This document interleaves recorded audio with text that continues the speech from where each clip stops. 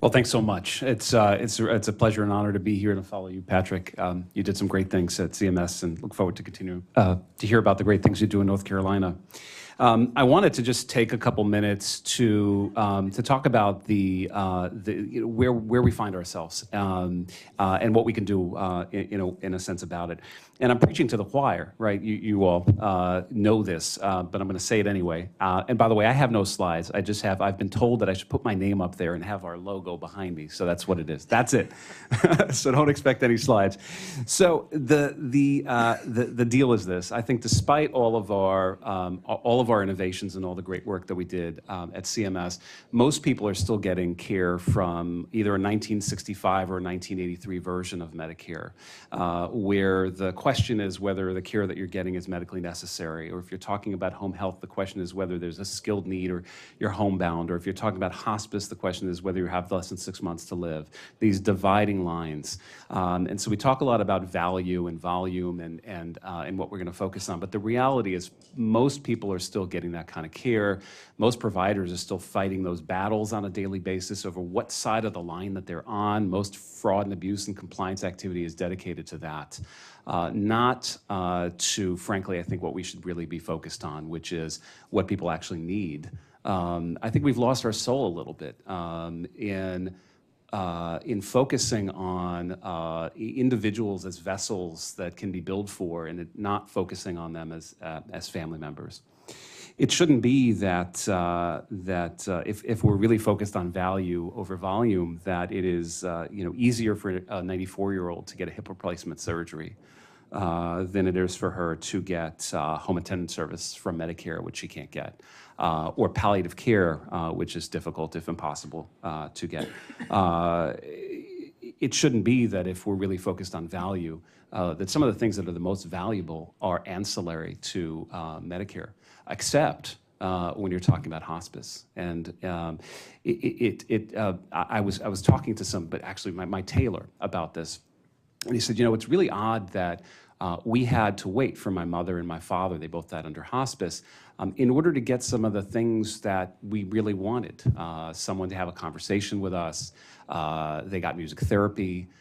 They got, obviously, bereavement support, all the things that Medicare considers to be ancillary because they're not medically necessary. They don't sort of strike that deal that was made with the American Medical Association, but they are necessary for individuals to live fulfilled lives. And when I think about all the recent talk about the personal care that individuals need, person-centeredness, interdisciplinary care, population health, or what other words we sort of toss around at this town, I think that hospice is a really good model for the kind of care that can exist in the rest of Medicare. So a lot is made of the way that hospice needs to evolve, and it does, and I'll get to that next. But the rest of the healthcare system, I think, has a lot to learn about the 30-year experiment that hospice has been, about what some people need, and they don't only have that need when they've decided to give up on curative care. They actually have that need throughout. And they don't only have it on Medicare. The other issue, I think, which is, and this sort of gets into the dual space, is structural. We don't have a long-term care benefit in this country. So what sometimes ends up happening, especially in places like New York, is that individuals impoverish themselves, or they plan, or they decline to the point where their supports and services are covered through Medicaid. Part of the reason for that is because their supports and services are not covered through Medicare. And when I was at CMS, we struggled really hard to find that preventing declines plan. Now, unfortunately, you can't really do something as the duals office for people who aren't duals. I mean, that is a structural problem. But that is a real, if you're looking for savings, it is speculative, though I think it's clear that if you coordinate care better and you provide some of this interdisciplinary person-centered care earlier, folks are going to avail themselves of that and less of curative care, and hopefully the Care Choices model shows that. But it is not speculative that if you prevent folks from having to decline or hide their assets to get into Medicaid, that you're actually going to save.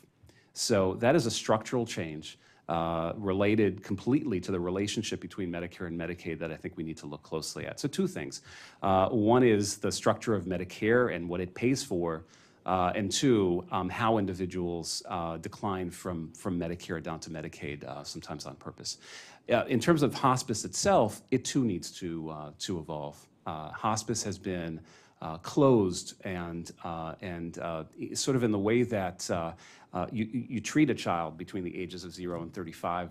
Sometimes you protect them, but at some point they've got to move out of the basement and flourish, and that is, I think, what we see with hospice. It is not simply about protecting a wonderful benefit that exists during the last 6 months of life. We have to focus a lot more about, first of all, informing the rest of the healthcare system, and second of all, evolving and focusing at the end of the day solely on beneficiaries, the families, and what their needs are, and on quality. There are some bad players in this business who shouldn't be in this business. It should solely be on the quality of care that folks are providing.